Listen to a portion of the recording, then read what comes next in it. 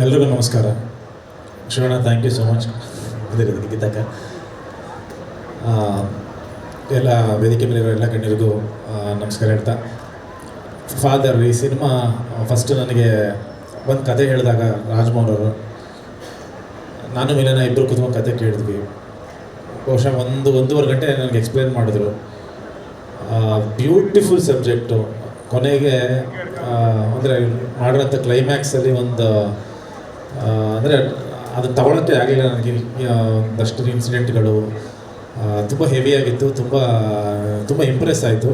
But cinema ಮಾಡಲ್ಲ ಗೊತ್ತಿರಲಿಲ್ಲ. ಮಿಲನ ಫಸ್ಟ್ ಹೇಳಿದ್ದು, ಈ ಸಿನಿಮಾ ನೀವು ಮಾಡಬೇಕು ಅಂದರು. ಅದು ಡೈರೆಕ್ಟ್ರ್ ಮುಂದೆನೇ, ಈ ಸಿನಿಮಾ ನೀವು ಯಾವುದೇ ಕಾರಣಕ್ಕೂ ಬಿಡಬೇಡಿ, ಈ ಸಿನಿಮಾ ಮಾಡಿ ನೀವು ಅಂದರು. ಯಾಕಂದರೆ ಜನರಲಿ ಒಂದು 2 ದಿನ ಬಿಟ್ಟು ಹೇಳ್ತೀವಿ ಅಂತ ಹೇಳೋದು ಅದೊಂದು ವಾಡಿಕೆ ಇರುತ್ತೆ. ಸರಿ, ಆಮೇಲೆ ಫೋನ್ ಮಾಡಿ ಹೇಳ್ತೀವಿ, ಇನ್ನೊಂದು ಹೇಳ್ತೀವಿ, ಆ ಥರದ ಒಂದು ವಾಡಿಕೆ ಇರುತ್ತೆ.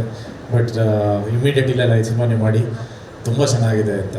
ಸೊ ಆಮೇಲೆ ಚಂದ್ರು ಸರ್ ಫೋನ್ ಮಾಡಿದ್ರು, ಹೇಗನ್ನಿಸ್ತು ಬ್ರದರ್ ಕತೆ ಅಂದರು. ಅದ್ಭುತವಾಗಿದೆ, ಕಣ್ಣು ಮುಚ್ಕೊಂಡು ಮಾಡ್ಬೋದು, ತುಂಬ ಚೆನ್ನಾಗಿದೆ, ಅದು 100% ತುಂಬ ಒಳ್ಳೆಯ ಹೆಸರು ಕೊಡುತ್ತೆ ಅಂತ. ಡೆಫಿನೆಟ್ಲಿ ಈ ಸಿನಿಮಾ ತುಂಬ ವರ್ಷಗಳು ನೆನಪಲ್ಲಿ ಉಳಿಯುವಂಥ ಒಂದು ಸಿನಿಮಾ ಅಂತ ಆಗುತ್ತೆ. ಆ್ಯಂಡ್ ರಾಜ್ಮೋಹನ್ ಅವರು ಅದ್ಭುತವಾಗಿ ನಮ್ಗೆ ನರೇಟ್ ಮಾಡಿದ್ರು.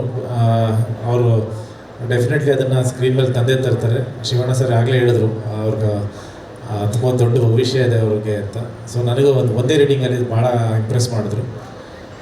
ಡೆಫಿನೆಟ್ಲಿ ನನ್ನ ಕೆರಿಯರಲ್ಲಿ ಇದೊಂದು ವಿಭಿನ್ನವಾಗಿರುತ್ತೆ, ಪ್ಲಸ್ ತುಂಬ ಒಂದು ಎಮೋಷನಲ್ ಆಗಿ ಒಂದು ಅದ್ಭುತವಾದ ಫ್ಯಾಮಿಲಿ ಡ್ರಾಮಾ ಡೆಫಿನೆಟ್ಲಿ ಆಗುತ್ತೆ ಸಿನಿಮಾ ಅಂತ ಹೇಳಕ್ಕೆ ಇಷ್ಟಪಡ್ತೀನಿ. ಆ್ಯಂಡ್ ಚಂದ್ರು ಸರ್ ಜೊತೆ ಮೊದಲನೇ ಸಿನಿಮಾ ಅಸೋಸಿಯೇಟ್ ಆಗ್ತಾ ಇರೋದು. ಸೊ ನಾನು ಇಂಡಸ್ಟ್ರಿಗೆ ಬರಬೇಕು ಅಂತ ಅಂದ್ಕೊಂಡಾಗ ನಾನು ನಮ್ಮ ತಂದೆ ಸಾಕಷ್ಟು ಬಾರಿ ಚಂದ್ರು ಸರ್ನ ಮೀಟ್ ಮಾಡಿದ್ದೀವಿ. ಅವ್ರದ್ದು ಐ ಥಿಂಕ್ ಅವಾಗ ಪ್ರೇಮ್ ಕಹಾನಿ ಶೂಟಿಂಗ್ ಎಲ್ಲ ಟೇಕಫ್ ಆಗ್ತಾಯಿತ್ತು ಆ ಟೈಮಲ್ಲಿ. ಸೊ ನಾನು ಹೀರೋ ಆಗಬೇಕು ಅಂತ ಓಡಾಡ್ತಿದ್ದಾಗ, ಸೊ ಆ ಸ್ಟ್ರಗಲೆಲ್ಲ ಅವರು ನೋಡಿದ್ರು ಆಗ. ಸೊ ಆ ಬಾಂಧವ್ಯ ಯಾವಾಗಲಿಂದನೇ ಇತ್ತು. ಆ್ಯಂಡ್ ಈಗ ಸಿನಿಮಾ ಮಾಡ್ತಾಯಿದ್ವಿ. ಸೊ ಅವರು ಯಾವುದೇ ಸಿನಿಮಾ ಮಾಡಿದ್ರು ಚಿಕ್ಕದಾಗಂತೂ ಮಾಡಲ್ಲ. ಸೊ ತುಂಬ ದೊಡ್ಡ ರೀತಿಯೇ ತೋರಿಸ್ತಾರೆ, ಪ್ರಮೋಷನ್ಸ್ ಆಗ್ಬೋದು ಪ್ರತಿಯೊಂದು.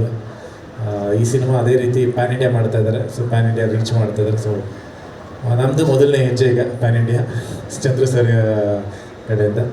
ಆ್ಯಂಡ್ ಅಮೃತ ಅಯ್ಯಂಗಾರ್ ಈ ಸಿನಿಮಾದಲ್ಲಿ ನಮ್ಮ ಜೊತೆ ಮಾಡ್ತಾಯಿದ್ದಾರೆ. ಒಂದು ವಿಭಿನ್ನವಾದ ನಾವು ಆ್ಯಕ್ಚುಲಿ ಚಂದ್ರು ಸರ್ ನಾನು ಹೇಳಿದೆ, ತುಂಬ ಫೋರ್ಸ್ ಮಾಡೋದಿಲ್ಲ, ಅಮೃತನೇ ಸೂಟ್ ಆಗುತ್ತೆ ಇದಕ್ಕೆ, ತುಂಬ ಚೆನ್ನಾಗಿ ಸೂಟ್ ಆಗ್ತಾರೆ ಈ ಪಾತ್ರಕ್ಕೆ ಅಂತ.